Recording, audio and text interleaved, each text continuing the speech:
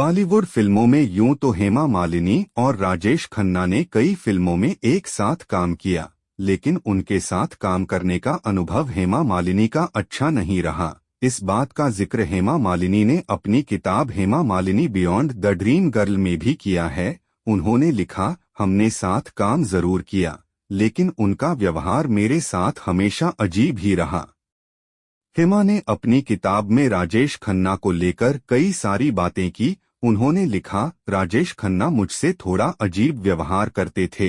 जब हम दोनों साथ काम कर रहे थे तब राजेश सुपरस्टार थे और उनका स्टारडम हमेशा उनके साथ रहता था।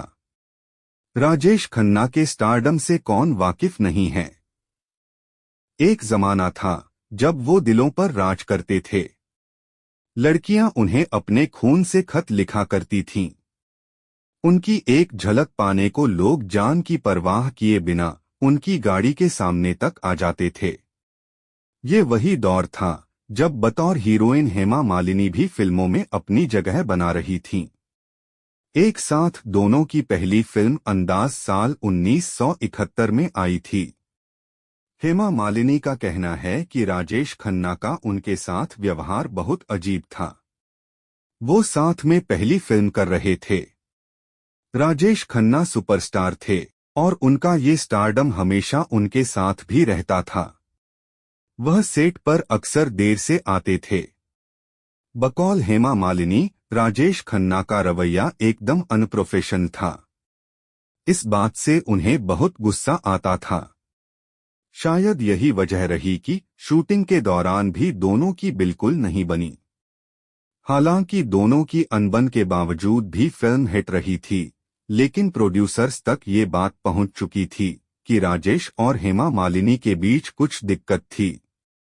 उन दोनों को साथ में लेने से प्रोड्यूसर्स भी कतराने लगे थे। रिपोर्ट के अनुसार हेमा मालिनी का कहना है, मुझे नहीं पता क्या मुद्दा था, लेकिन कुछ था राजेश खन्ना के साथ जो मुझे बिल्कुल पसंद नहीं था। वह शुरुआती दिनों में मुझसे काफी अटपटा व्यवहार करते थे। इसमें कोई शक नहीं कि वह सुपरस्टार थे और महिलाएं उन्हें काफी पसंद करती थीं।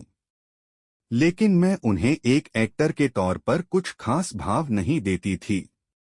राजेश को लगता था कि मैं गुस्सैल हूं, जबकि मुझे लगता था कि वह अपने आप को लेकर काफी ज्यादा सीरियस हैं और खुद से ही बाहर नहीं आ पाते हैं। ये जानना भी दिलचस्प है कि इस सब के बावजूद हेमा मालिनी और राजेश खन्ना की एक साथ 13 फिल्में आईं। इनमें 1974 में आई फिल्म प्रेम नगर भी एक थी। इस फिल्म ने राजेश खन्ना के डूबते कैरियर को काफी सहारा दिया था। इसमें कोई शक नहीं है कि वो सुपरस्टार थे और लड़कियां उनके चार्म को बहुत पसंद करती थीं, लेकिन बतौर को स्टार मैं उन्हें कोई स्पेशल भाव नहीं देती थी। राजेश को लगता था कि मैं घमंडी हूं और मुझे लगता था कि वो अपने आप को बेस्ट समझते हैं। बाद में दोनों के बीच चीजें ठीक तब हुई, यहाँ तक कि राजेश और डिम्पल कपाड़िया की शादी में बुलाए गए चुनिंदा मेहमानों में हेमा का नाम भी शामिल था। बाद में दोनों के रिश्ते इतने अच्छे हो गए कि जब 1985 में फिल्म बाबू से राजेश खन्ना बॉलीवुड में कमबैक करना चाहते थे। मास्टर स्ट्रोक चैनल में आज बस इतना ही। जल्द मुलाकात होगी एक नए अध्याय में। नमस्कार। चैनल को लाइक करें, कमेंट करें और सब्सक्राइब कर शेयर करें। धन्यवाद।